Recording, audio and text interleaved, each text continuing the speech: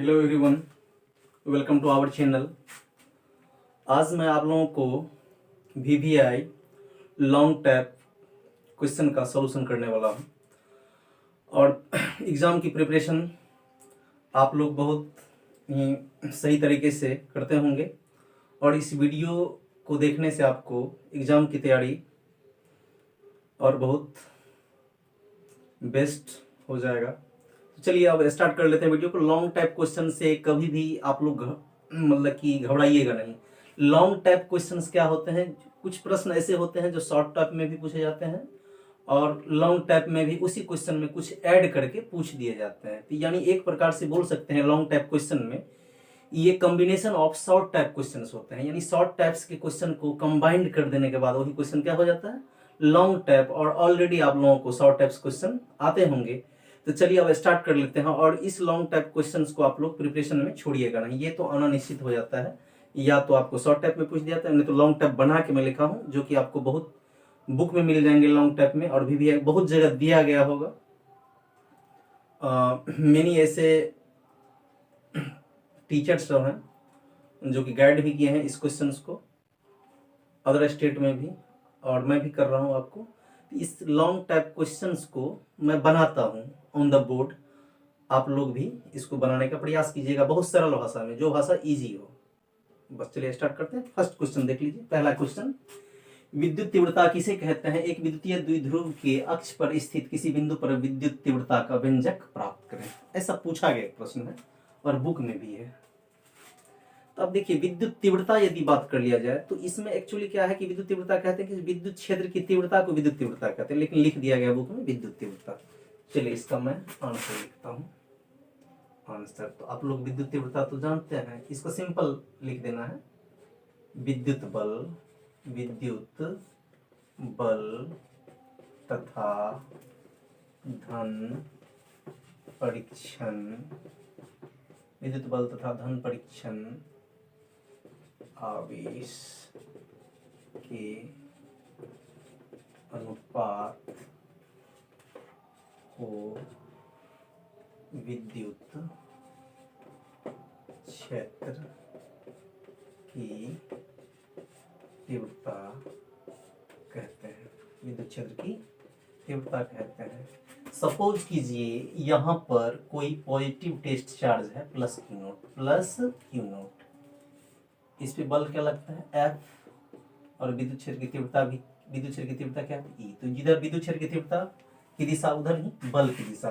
तो आप लोगों को ऑलरेडी पता है विद्युत क्षेत्र E बराबर क्या होता है, विद्युत बल बट्टा धन परीक्षण आवेश। ऐसे लिख सकते हैं या इसी को वेक्टर फॉर्म में भी लिख सकते हैं, E बराबर vector F by Q naught. बस ये हो गया। और बस इसमें विद्युत क्षेत्र की विद्युत तीव्रता किसे कहते हैं, तो विद्युत तीव्रता को विद्युत क्षेत्र की तीव्रता कहते हैं। इतना तो हो गया, फिर आगे भी लिखना है।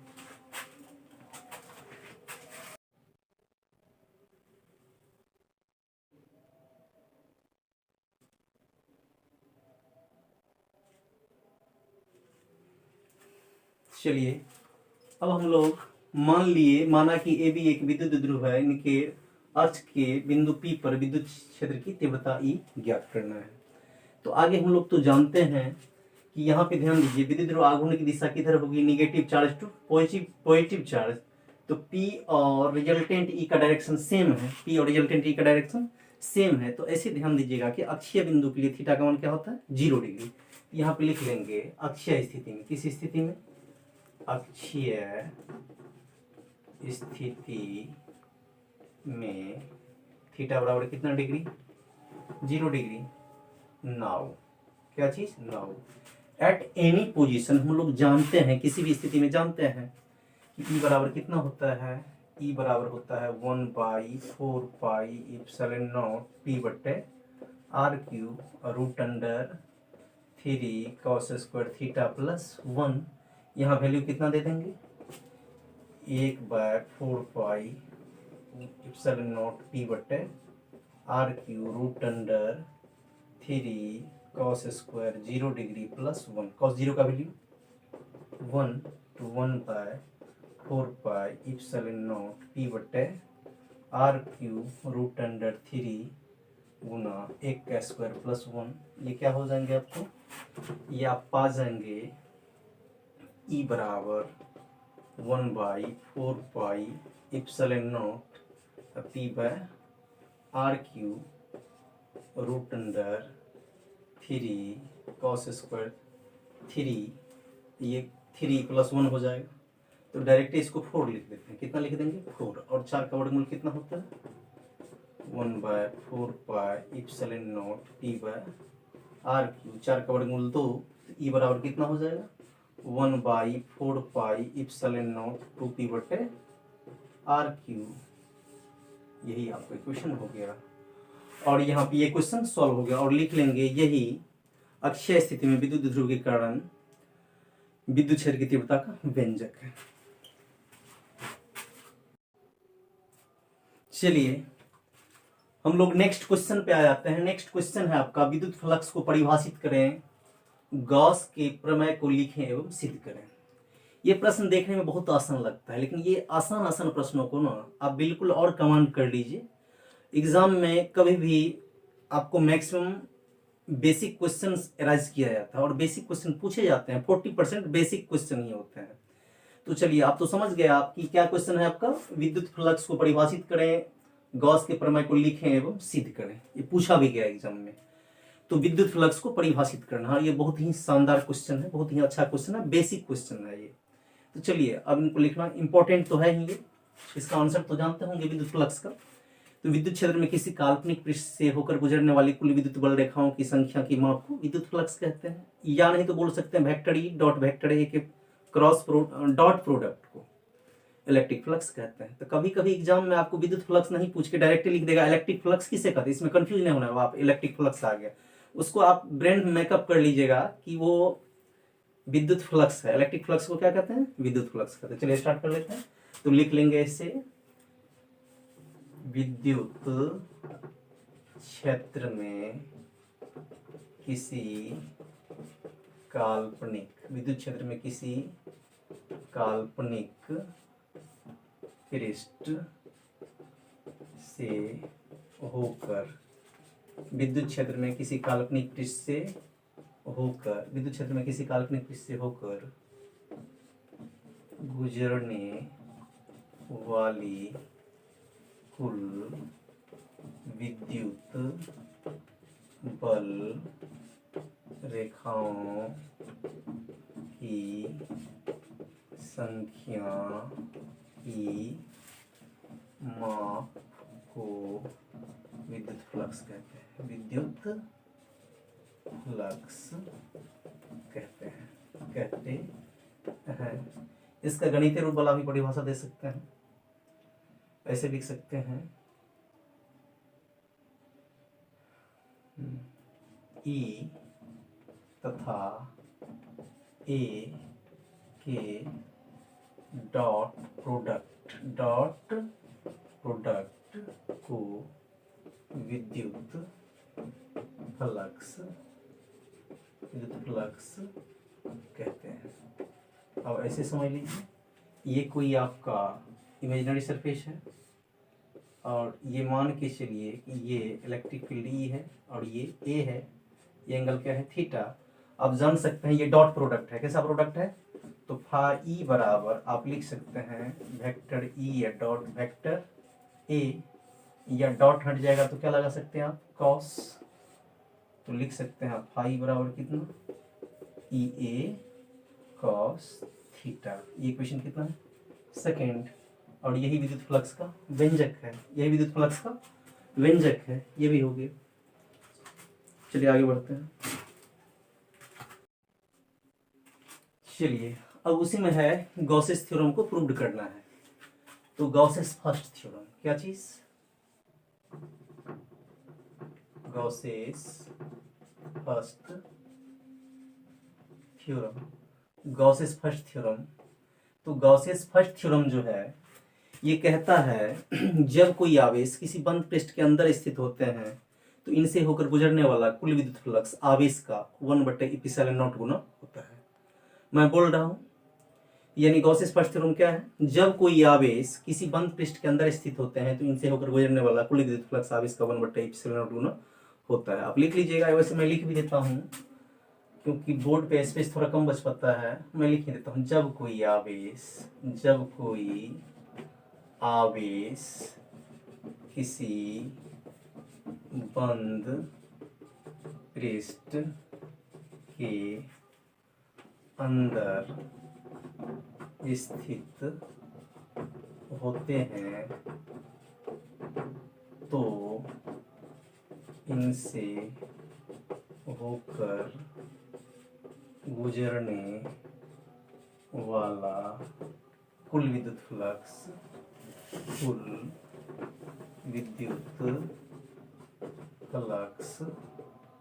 आवेश का 1/ε0 गुना होता है।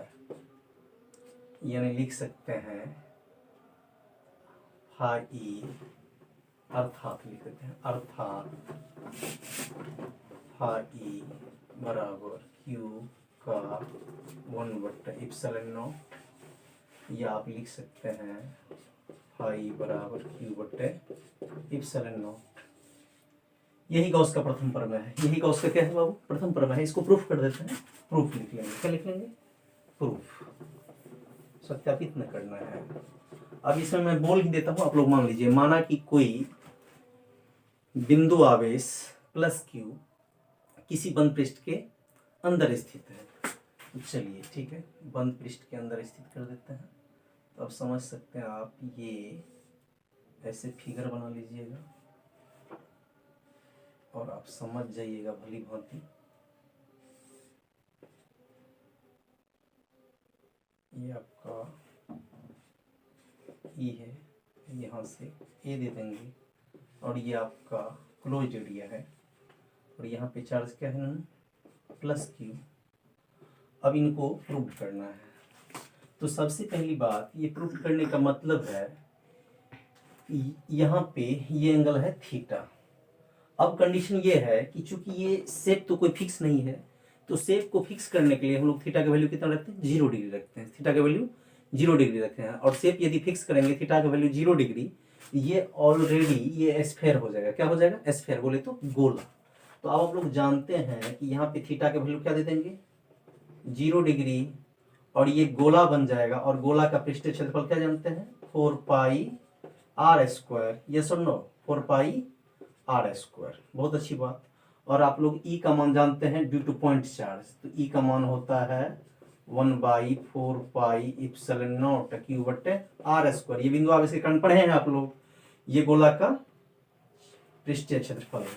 तो अब समझ लीजिए कि यहाँ पे अब हम लोग लिख लेंगे नाउ। क्या लिख लेंगे बाबू? नाउ। आप इलेक्ट्रिक फ्लक्स का सूत्र क्या जानते हैं? फाई बराबर EA cos theta, EA cos theta. तो फाई बराबर, यहाँ पे E का मान दे देंगे, ये बोला 1/4πε0 Q/r²। ए का वैल्यू 4πr²। अब cos कितना डिग्री? 0 डिग्री। इस प्रकार फाई बराबर कितना हो गया? ये 4π कट जाएगा, r² कट जाएगा, तो ये आ जाएगा Q/ε0। इस प्रकार ये प्रूव्ड हो गया, क्योंकि cos 0 डिग्री का वैल्यू 1 होता है। इनको नोट कीजिए।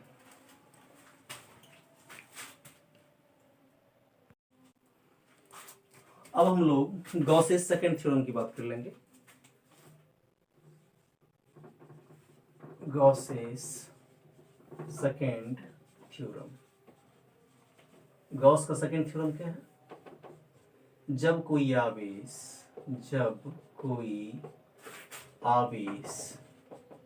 किसी बंद पृष्ठ के बाहर स्थित होते हैं तो इनसे होकर गुजरने वाला कुल विद्युत फ्लक्स आवेश का एक बट्टे अब कुल विद्युत फ्लक्स, जब कोई आवेश किसी बंद पृष्ठ के बाहर स्थित होते हैं तो इनसे होकर गुजरने वाला कुल विद्युत फ्लक्स शून्य होता है, शून्य शून्य होता है। अर्थात फाई बराबर क्या देंगे, 0। अब यहाँ पे इसकी प्रूफ कैसे किया जाए, आप लोगों को पता है, सपोज कीजिए कि ये कोई आपका बंद पृष्ठ के बाहर आवेश है, बंद पृष्ठ के ये बाहर आवेश है बाबू, ये है आपका बंद पृष्ठ, इनके बाहर में क्या है, चार्ज है। तो इसको मैं रफली बता देता हूँ आपको, यहाँ पे कोई चार्ज है प्लस Q। अब देखिए इलेक्ट्रिक फ्लक्स तो इधर से भी आएंगे और इधर से भी जाएंगे, जितना इधर से एंट्री लेंगे उतना ही इधर से एग्जिट होंगे। तो सबसे पहले जितना इनपुट इलेक्ट्रिक फ्लक्स होगा उतना ही आउटपुट इलेक्ट्रिक फ्लक्स होगा। सपोज कीजिए कि इनपुट इलेक्ट्रिक फ्लक्स है प्लस Q चार्ज के कारण फाई डैश, तो इतना ही आउटपुट भी होगा फाई डैश। अब कंडीशन ये है, आप लोगों को इलेक्ट्रिक फ्लक्स के लिए पढ़ाया गया होगा या पढ़े होंगे आप लोग, आने वाले इलेक्ट्रिक फ्लक्स क्या होते हैं, निगेटिव, और जाने वाले क्या होते हैं, पॉजिटिव। जो सरफेस पे आएगा तो वो निगेटिव और जो जाएगा वो पॉजिटिव। तो आप लोगों को पता है टोटल इलेक्ट्रिक फ्लक्स के लिए क्या पढ़े हैं आप लोग, टोटल इलेक्ट्रिक फ्लक्स। अब जानते हैं कि फाई बराबर, इन दोनों को जोड़ देंगे तो minus phi dash plus phi dash, ये कटिंग कर माइनस प्लस कैंसिल आउट, तो फाई बराबर 0। ये प्रूव्ड हो गया। इस प्रकार ये आपका क्वेश्चन प्रूव्ड हो गया। नोट कर लीजिए, उधर पर नोट कर लीजिए बाबू। चलिए नेक्स्ट क्वेश्चन है आपका, सूत्र μ2 बटा v माइनस μ1 बटा u बराबर μ2 माइनस μ1 बटा r को स्थापित करें। ये बहुत ही इम्पोर्टेंट क्वेश्चन है, ऑप्टिक्स का है और अनेक बार पूछा गया है, और ये अमूमन इसको भी माना जाता है। क्वेश्चन सही है, क्वेश्चन की लेवल सही है। तो चलिए इनको स्टार्ट करते हैं। तो ये सबसे पहले आपको इस बात का ध्यान रखना है कि ये प्रश्न ऑप्टिक्स में किनके द्वारा प्रूव किया गया था, दर्पण द्वारा या लेंस द्वारा या अपवर्तक पृष्ठ द्वारा। ये आपको प्रूव किया गया था अपवर्तक पृष्ठ द्वारा। उत्तल अपवर्तक पृष्ठ द्वारा भी ये प्रूव कर दिए जाते हैं और अवतल अपवर्तक पृष्ठ द्वारा भी प्रूव कर दिए जाते हैं, लेकिन बेस्ट रहेगा आपको उत्तल से बनाना, या अवतल से भी बना सकते हैं, लेकिन एक ही बना दीजिए क्योंकि यहाँ की क्लियर नहीं किया है किससे प्रूव करना है। तो इसका आंसर देख लीजिए और बहुत इजी वे में लिखना है। आंसर समझ लीजिए, लिखेंगे माना कि, या यहीं पे लिख लेते हैं, माना कि किसी उत्तल अपवर्तक पृष्ठ की वक्रता त्रिज्या कैपिटल R है, बस इतना ही मानना है। और उत्तल अपवर्तक पृष्ठ आपको क्या कर लेना है, ड्रॉ कर लेना है। और ये उत्तल ड्रॉ करने के बाद आपको फिगर ही ड्रॉ करना है। देख लेते हैं फिगर को, और बिल्कुल नॉर्मल सी बात है कि आपको फिगर ड्रॉ करना है इसका। तो चलिए फिगर ड्रॉ कर लेते हैं। फिगर ड्रॉ कर लेंगे और यहाँ से प्रकाश की किरण ऐसे आ जाएगी और इसको थोड़ा बड़ा कर देते हैं, बड़ा कर दिए। और यहाँ पे इसका क्या बन जाएगा, प्रतिबिंब बनेंगे। थोड़ा कलर ब्लीड कर रहा है यहाँ पे, उसके लिए कोई बात नहीं। और यहाँ पे समझ लीजिए आप, यहाँ पे कोई ऑब्जेक्ट है, इससे रे निकला और इधर से भी निकला। तो आप ये जान लीजिए यहाँ पे क्या बन जाएगा, point like object, point like image बन जाएगा। Point like object, point like image. और यहाँ पे ध्यान दीजिए, यहाँ पे आपको सेंटर ऑफ कर्वेचर से होकर क्या निकलता है, नॉर्मल। सेंटर ऑफ कर्वेचर से होकर क्या पास कर देंगे, ये सेंटर ऑफ क्या है, कर्वेचर है। यहाँ पे ओ पे ऑब्जेक्ट है और ये आई पे क्या बनता है, इमेज। और इसको नॉर्मल बोलेंगे, इसको क्या बोलेंगे, नॉर्मल। और यहाँ पे ध्यान दीजिए, यहाँ से एक परपेंडिकुलर डाल देंगे, एम एन डाल बोल सकते हैं इसको, क्या बोल सकते हैं, एम एन। इस एंगल को क्या बोल देते हैं हम लोग, अल्फा। इसको क्या बोलते हैं, इसको बोल लीजिए आप लोग क्या चीज, बीटा। और इसको क्या बोल लेते हैं, गामा। इसको क्या बोल लेते हैं, गामा। इसको क्या बोल लेते हैं, पी। अब कंडीशन ये है कि यहाँ से यदि इस डिस्टेंस की बात कर लिया जाए तो इसको क्या बोल देंगे, इसको बोल देंगे आप लोग क्या चीज, यू। और इस डिस्टेंस की बात कर लिया जाए तो इसको क्या बोला जाएगा, इसको बोलेंगे क्या चीज, इसको बोला जाएगा आर। इसको क्या बोलेंगे, कैपिटल आर। और यदि यहाँ से इसकी बात कर लिया जाए तो इसको आप लोग भी बोल देंगे, क्या बोल देंगे, भी। और इसी को बोलते हैं क्या चीज, कॉन्वेक्स रिफ्रैक्टिंग सरफेस। क्या बोलते हैं, convex refracting surface, convex refracting surface. और देख लीजिए, इसमें बनाने के अनेक तरीके हैं, यदि आप चाहिए तो अनेक तरीके से बना सकते हैं, लेकिन सबसे बेस्ट तरीका जो इजी है वही मैं आपको बताता हूँ ताकि आपको टेंशन नहीं हो। तो अब देख लीजिए, इसके P से इधर जो डिस्टेंस होगा वो क्या होगा, ऑलरेडी निगेटिव। इसके इधर क्या होंगे, according to sign convention, negative. और इसके इधर क्या होंगे, पॉजिटिव, यानी U आपका निगेटिव है। और देखिए PC और PI क्या है, ये R पॉजिटिव और V भी पॉजिटिव, बिकॉज ये राइट साइड है तो पॉजिटिव और लेफ्ट साइड है तो निगेटिव। अब देखिए, चूंकि बोर्ड पे स्पेस कम है इसलिए इतना समझा देता हूं मैं, आप समझ जाइएगा। इसके इधर निगेटिव, इसके इधर पॉजिटिव। बहुत बुकों में अल्फा, बीटा और गामा और आई और आर के बीच रिलेशन निकाल के ये बनाया गया है। तो इसको मान लिया गया है आई, इसको क्या मान लिया गया है, आर। तो इस पे बेस्ड बनाया है। लेकिन आपके लिए क्या रहेगा, तो इसमें भी थोड़ा सा इसको ऑपरेट कर लीजिएगा, बाद में कि मैं एक ट्रिक वाला मेथड बता देता हूँ। तो आप लोग जानते हैं फ्रॉम स्नेल्स लॉ, फ्रॉम क्या चीज, स्नेल्स लॉ। अब देखिए, इसका आप अपवर्तनांक क्या मान लेते हैं, n2, जबकि इधर क्या है, n1। स्नेल्स लॉ ये कहता है कि sine i by sine r equals to n2 1। यहाँ मैं म्यू नहीं मानता हूँ, लास्ट में मान लेंगे। तो स्मॉल एंगल के लिए साइन हट जाएगा, तो आई बाय आर इक्वल्स n2 1 का मतलब क्या होता है, n2 बटे n1। n2 1 बराबर क्या होता है, n2 बटे n1 by cross multiplication n1 आई बराबर n2 आर। यहाँ तक लिखने के बाद अब डायरेक्ट प्रोसेस पे चले जाइएगा। चलिए वो इनको नोट कर लीजिए।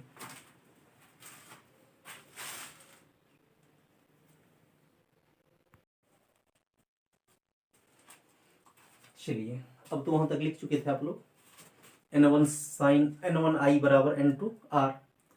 अब डायरेक्ट लिख लेंगे अकॉर्डिंग टू फिगर फॉर्मेशन। क्या लिख लेंगे, यहाँ पे लिख लेंगे according to figure formation, according to figure formation या अकॉर्डिंग टू फिगर भी लिख सकते हैं। तो अब इसमें इतना ध्यान रखिएगा, आप याद रखेंगे n2 n1 बराबर n2 n1। लेफ्ट साइड आपको दे देना है प्लस, राइट साइड क्या देंगे, minus. Left side plus, right side minus. और यहाँ पे हम लोग पूरे में बट्टे का चिन्ह देंगे, यहाँ पे अलग अलग देंगे, ठीक है। और याद रख लीजिएगा आप लोग, पीओपी, पीओपी पक, क्या याद रख लेंगे, पीओपी पक। तो ऐसे याद रख लेंगे, P I P O P पक, याद रहेगा ना, पीओपी पक, याद रख लीजिएगा पीओपी पक। अब देख लीजिएगा फिगर में, तो पी आई का मान क्या है ना, प्लस भी, और ओपी का मान क्या है, माइनस यू, और पीसी का मान क्या है, प्लस आर। चलिए वैल्यू पुट कर देते हैं, अपना फिगर तो आप बनाए होंगे।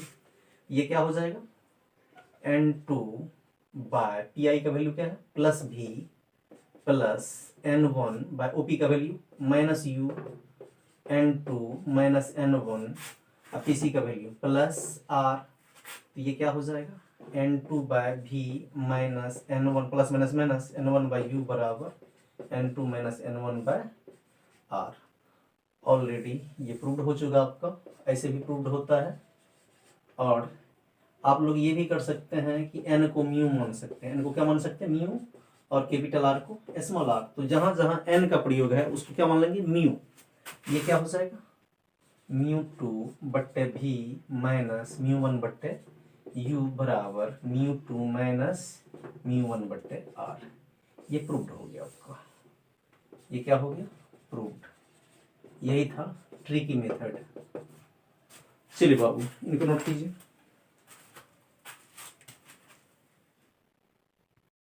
नेक्स्ट क्वेश्चन है आपका, प्रकाश के लिए हाइगेंस का तरंग सिद्धांत लिखें। हाइगेंस के प्रकाश तरंग सिद्धांत के आधार पर प्रकाश के परावर्तन अथवा अपवर्तन के नियम को सिद्ध करें। बहुत ही अच्छा क्वेश्चन है, ये इंपॉर्टेंट भी है, अनेक बार पूछा भी जा चुका है और इस साल के लिए इंपॉर्टेंट भी है और बढ़िया से इंपॉर्टेंट है। तो सबसे पहले मैं आपको बता चुका हूं, किसी भी प्रश्न को आप लोगों को पकड़ना है पहले ये किस चैप्टर का है। पहले क्या पकड़ना है? किस चैप्टर का है। तो अब आपका देखिए तरंगाग्र, एक यदि प्राइवेट राइटर्स पढ़ते हैं आप तो तरंगाग्र जो है एक चैप्टर में ही दे दिया गया है आपको। तरंगाग्र, तरंगाग्र, तरंगिका, ये न्यूटन का कणिका सिद्धांत, ये सब एक चैप्टर में है आपको। तो हाइगेंस, प्रकाश के लिए हाइगेंस का तरंग सिद्धांत लिखें। तो सबसे पहले ये जाना हाइगेंस क्या है? वैज्ञानिक का नाम है।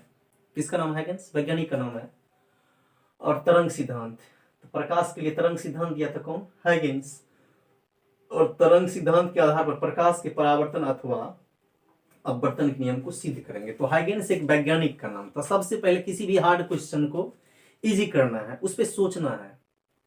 तो प्रकाश तो जानते हैं सभी आप लोग, प्रकाश पर जिस कारण हम लोग किसी वस्तु को देख पाते हैं। हाइगेंस एक वैज्ञानिक का नाम है। तरंग सिद्धांत, तो तरंग तो जानते हैं, तरंग तो पढ़ चुके हैं।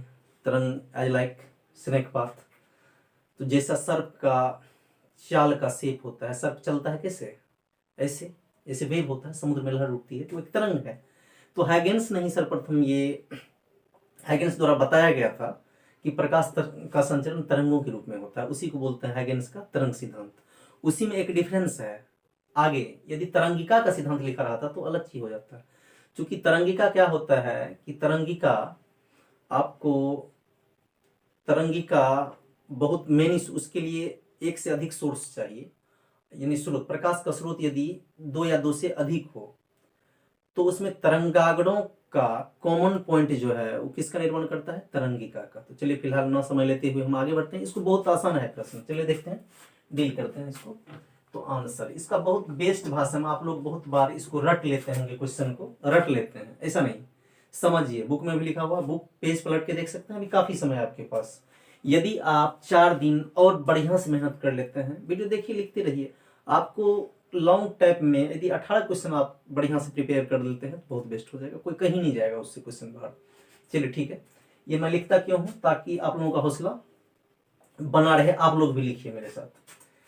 तो प्रकाश के लिए हाइगेंस, तो हाइगेंस देखिए, हाइगेंस ने क्या बोला था? देखिए, प्रकाश का संचरण, मैं लिख देता हूं, प्रकाश का संचरण तरंगों के रूप में होता है, तरंगों के रूप में होता है। प्रकाश का संचरण तरंगों के रूप में होता है।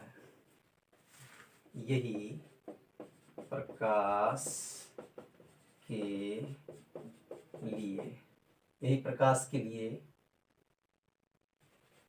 हाइगेंस का तरंग सिद्धांत कहलाता है। तरंग सिद्धांत कहलाता है, तरंग सिद्धांत कहलाता है। तो अब इसमें यह है कि तरंग सिद्धांत के आधार पर इसमें 2 नियम आपको निकालना है। एक लॉ ऑफ रिफ्लेक्शन निकाल लेना है, एक लॉ ऑफ रिफ्रैक्शन, यानी प्रकाश के परावर्तन के नियम भी निकालना है, उसको प्रूव करना है, और प्रकाश के अपवर्तन के नियम को क्या करना है? प्रूव करना है।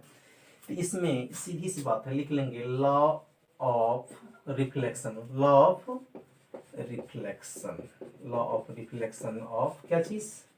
लाइट। इसको कैसे करेंगे? तो सबसे पहले मान लेंगे, माना कि आपतित समतल तरंगाग्र AB है तथा परावर्तित, तथा क्या चीज, तथा परावर्तित समतल तरंगाग्र, परावर्तित समतल तरंगाग्र तथा परावर्तित समतल तरंगाग्र A dash B dash X dash एक परावर्तक सतह है, एक परावर्तक सतह है। बस कोई देखिए नॉर्मल भाषा का प्रयोग करना, बिल्कुल आसान भाषा लिख लीजिए इनको। चलिए तो अब हम लोग ये एक्स डैश एक परावर्तक सतह है। सपोज कि ये दर्पण है, आईना, ठीक है। अब देखिए दो किरण आ रही है, इधर से दो किरण आ रही है और ये ऐसे निकल गई, ये पैरेलल है। अब आप बढ़िया से समझ लीजिए, इसको बोलेंगे ए बी, ये ऐसे रेखा की तरह ही आएगा। कैसे आएगा, रेखा के टुकड़ा की तरह इधर से आएगा। यदि दो किरण ऐसे पड़ा, ये रेखा की टुकड़ा की तरह आएगा। तो इसी ए बी जो छोटा रेखा है, इसको बोलते हैं क्या जी, आपतित समतल तरंगाग्र। और ये यहाँ चल के टकराने के बाद ये किरण जो कि यहाँ आ गया और ये यहाँ निकल गया, फिर ये परावर्तित तरंगाग्र क्या बना लेगा, ए डैश बी डैश, यानी कि ऐसे आपतित हुआ, ऐसे परावर्तित हो गया, ठीक है। अब यहाँ यदि फिगर फॉर्मेशन की बात कर लिया जाए तो ये नॉर्मल है, ये भी नॉर्मल है। तो आपतित किरण और अभिलंब के बीच बना कोण आपतन कोण आई, एक गैप देके ज्योमेट्री के अनुसार ये भी क्या हो जाएगा आपका आई। अपवर्तित किरण और अभिलंब के बीच बना, परावर्तित किरण और अभिलंब के बीच बना परावर्तन कोण आर, एक गैप देंगे, ये भी एंगल क्या हो जाएगा आपका आर हो जाएगा। अब देख लीजिए ये एंगल भी 90 डिग्री, ये एंगल भी 90 डिग्री, ये एंगल कितना डिग्री है, ये 90 डिग्री है। फिगर तो समझ रहे हैं। यहाँ पे लिख लेंगे फ्रॉम फिगर, क्या लिख लेंगे, फ्रॉम फिगर। तो फिगर से आप समझ रहे हैं कि कोण बी बराबर कोण बी डैश, सभी का मान कितना डिग्री है, 90 डिग्री, ये जान गए। और आप ये भी जानते हैं कि इसमें प्रकाश की चाल, आप लोग जानते हैं कि दूरी बराबर क्या होता है, चाल गुना समय। तो दूरी बराबर क्या लिखते हैं हम लोग, चाल इंटू क्या चीज, समय, चाल इंटू समय। अब देखिए दूरी यहाँ पे देख सकते हैं बी ए डैश, दूरी क्या है इस किरण, पहला किरण के लिए बी ए डैश, प्रकाश का चाल इस माध्यम में मान लेते हैं भी, क्या मान लेते हैं भी, और समय टी। दूरी बराबर ये बी ए डैश क्या है, दूरी, बी ए डैश क्या है दूरी, बी ए डैश है दूरी, दूरी बराबर चाल गुना समय। और ए बी डैश भी क्या है दूरी, इसका भी यही सूत्र, चूंकि प्रकाश का वेग तो एक जैसा है, दूरी है ए बी डैश, इस दूरी के लिए ले लिए चाल गुना समय, इस दूरी के लिए भी वही होगा चाल गुना समय, ये ए बी डैश दूरी बराबर चाल गुना समय। अब आप देख सकते हैं कि दोनों का आरएचएस क्या है बराबर, तो ऑब्वियसली बात है कि एलएचएस क्या हो जाएंगे, एलएचएस भी क्या हो जाएंगे बराबर, क्योंकि आरएचएस बराबर तो एलएचएस बराबर, तो बी ए डैश बराबर क्या चीज ए बी डैश। इस प्रकार ये कोण बराबर, इस प्रकार क्या चीज देख लें, नाउ, क्या लिख लेंगे नाउ, कोण बी बराबर कोण बी डैश और बी ए डैश बराबर ए बी डैश। एक कोण और एक भुजा क्या है, एक एक कोण दोनों में क्या है बराबर, और एक एक भुजा दोनों त्रिभुज का क्या है बराबर। इस प्रकार ये दोनों त्रिभुज आप समरूप और सर्वांगसम दोनों बोल सकते हैं। तो क्या लिखेंगे, triangle B A dash सर्वांगसम, congruency ये आ गया है, ट्रायंगल बी डैश ए। अब देख लिए इस त्रिभुज नहीं लिख के हम इसको क्या लिख लेंगे कोण, और ये सिंबल गायब हो जाएगा, ये सिंबल हट जाएगा। तो त्रिभुज को यदि एंगल लिखेंगे तो ये सिंबल सर्वांगसम का हट जाएगा। तो त्रिभुज नहीं लिख के आप क्या लिखेंगे एंगल, तो ये सिंबल हट जाएगा ऊपर वाला। तो बी ए डैश बराबर क्या हो जाएगा एंगल बी डैश ए। अब देख सकते हैं इसका वैल्यू फिगर से, बी ए डैश क्या है I, angle I equals angle R, या लिख सकते हैं आई बराबर आर। ये प्रूव्ड हो गया, ये प्रूव्ड आपका हो गया। चलिए इनको नोट कीजिए। इस प्रकार इसमें चूंकि ऑप्शन था या तो परावर्तन के नियम को प्रूव्ड करना है या अपवर्तन के, तो मैं परावर्तन को कर दिया। चलिए आगे बढ़ते हैं।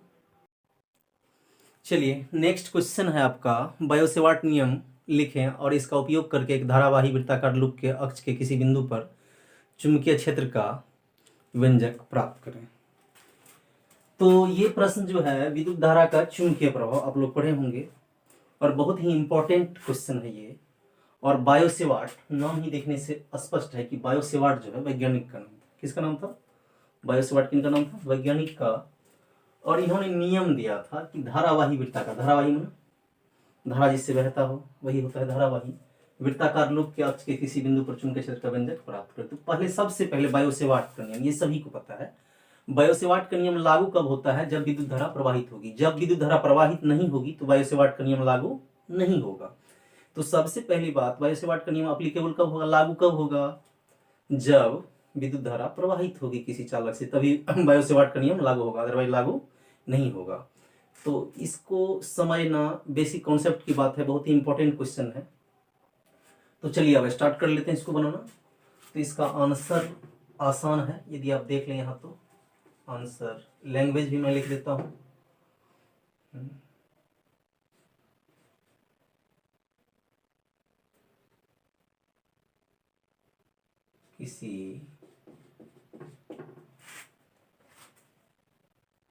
किसी धारावाही चालक के कारण, किसी धारावाही चालक के कारण उत्पन्न चुंबकीय क्षेत्र, किसी धारावाही चालक के कारण उत्पन्न चुंबकीय क्षेत्र चालक से प्रवाहित विद्युत धारा, अल्पांश की लंबाई,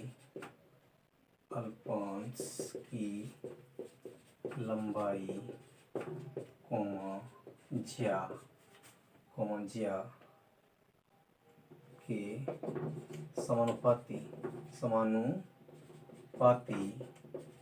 तथा दूरी के वर्ग के व्युत्क्रमानुपाती होते हैं। दूरी के वर्ग के व्युत्क्रमानुपाती होते हैं।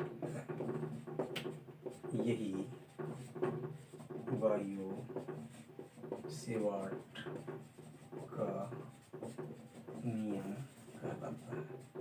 यही बायो-सेवार्ट का नियम कहलाता है। चलिए मैं लिख दिया हूँ, किसी धारावाही चालक के कारण उत्पन्न चुंबकीय क्षेत्र चालक से प्रवाहित विद्युत धारा, अल्पांश की लंबाई, ज्या के समानुपाती तथा दूरी के वर्ग के व्युत्क्रमानुपाती होते हैं। यही बायो-सेवार्ट का नियम कहलाता है।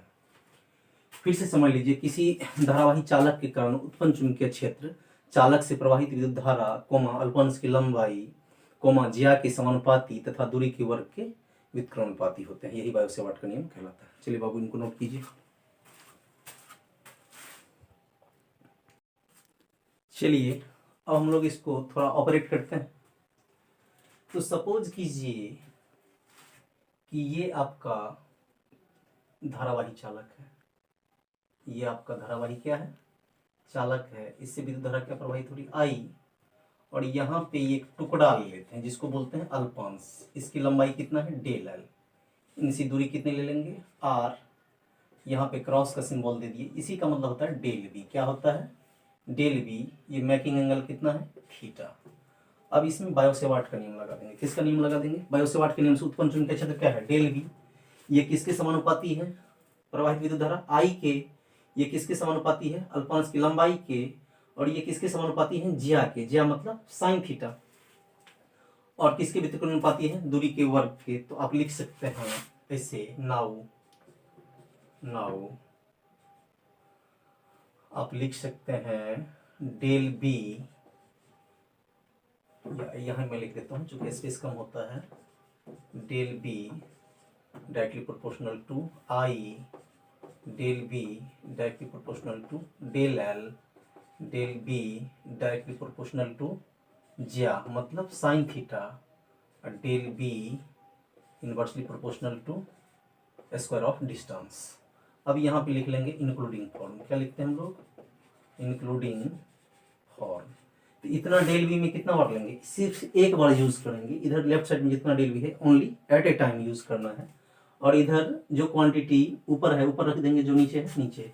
तो क्या लिख लेंगे, डेल बी वेरिएज, ऊपर में क्या है I del L sine theta by R square. अब इसको मैं यही लिखता हूँ क्योंकि बोर्ड पे स्पेस कम है, तो अब इसको लिख सकते हैं del B varies I del L sine theta by R square. इसको इक्वल करने के लिए क्या आ जाएंगे, एक कांस्टेंट, ये सिंबल हट जाएगा, तो बराबर के I del L sine theta by R square. और के की वैल्यू आप सभी जानते हैं कितना होता है, म्यू नॉट बट्टे 4 पाई। इसका वैल्यू दे देंगे, डेल बी बराबर कितना हो जाएगा, mu naught by 4 pi I del L sine theta by r square.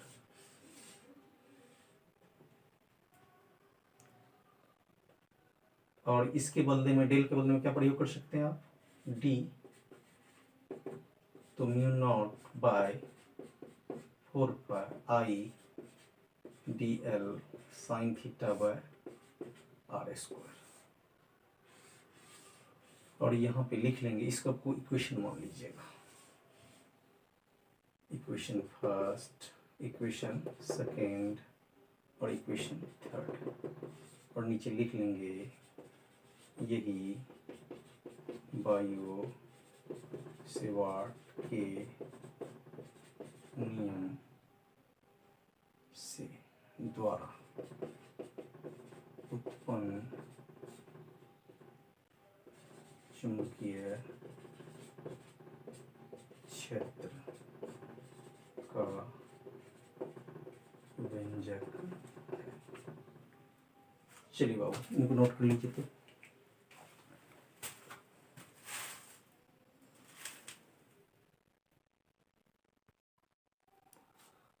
अब हम लोग, इनका एक एप्लीकेशन है, यानी कि कुंडली के अक्षीय बिंदु पर। तो कुंडली के अक्षीय बिंदु पर एप्लीकेशन है, तो एप्लीकेशन समझ लीजिए, वृत्ताकार धारावाही लूप लिखा हुआ है, तो ये एप्लीकेशन है। एप्लीकेशन किसका है, बायो सेवार्ट्स लॉ का एप्लीकेशन है। तो ये सपोज कीजिए,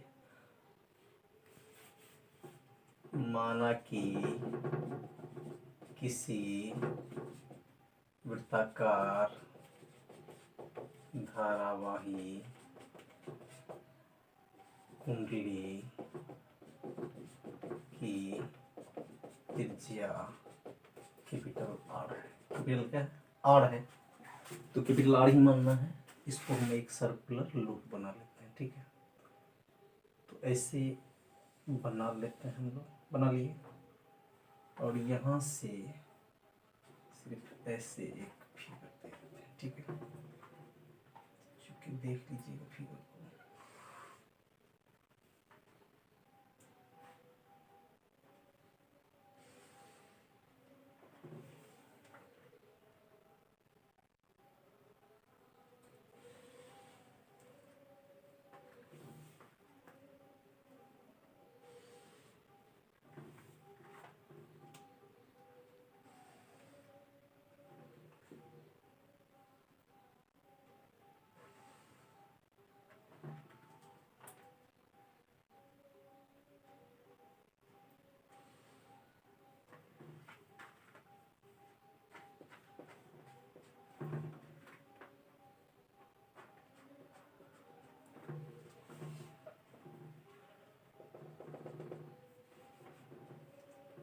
अब फाइनल है कि यही है आपका क्या चीज़, बी। इसको आपको ध्यान नहीं देना है। और ये एंगल है आपका फाई, ये भी एंगल क्या है, फाई। इसका रेडियस क्या है, कैपिटल आर। यहाँ से यहाँ तक आप एक्स मान लीजिए, यहाँ से यहाँ तक स्मॉल आर।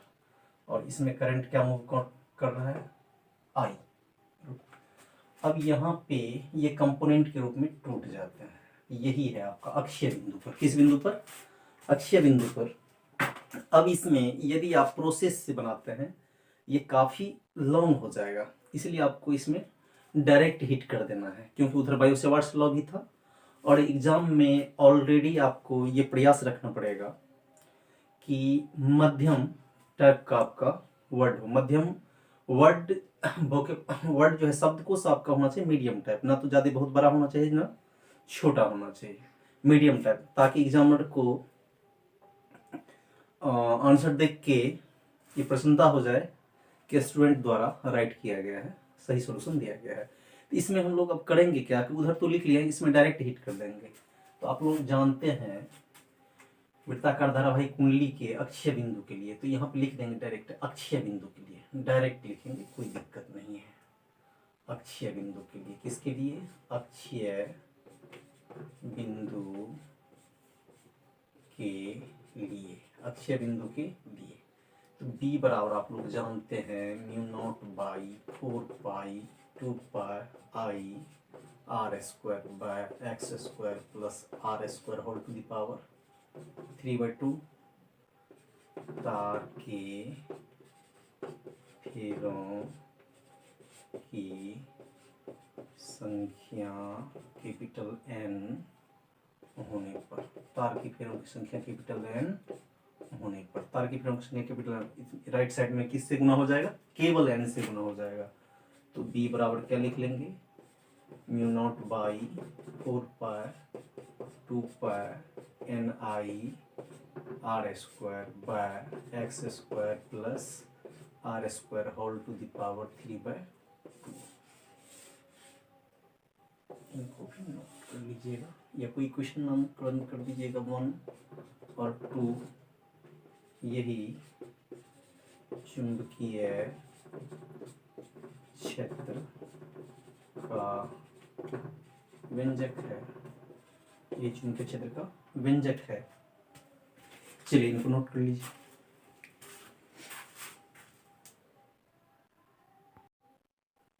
चलिए इस प्रकार आप लोग नोट कर लिए होंगे।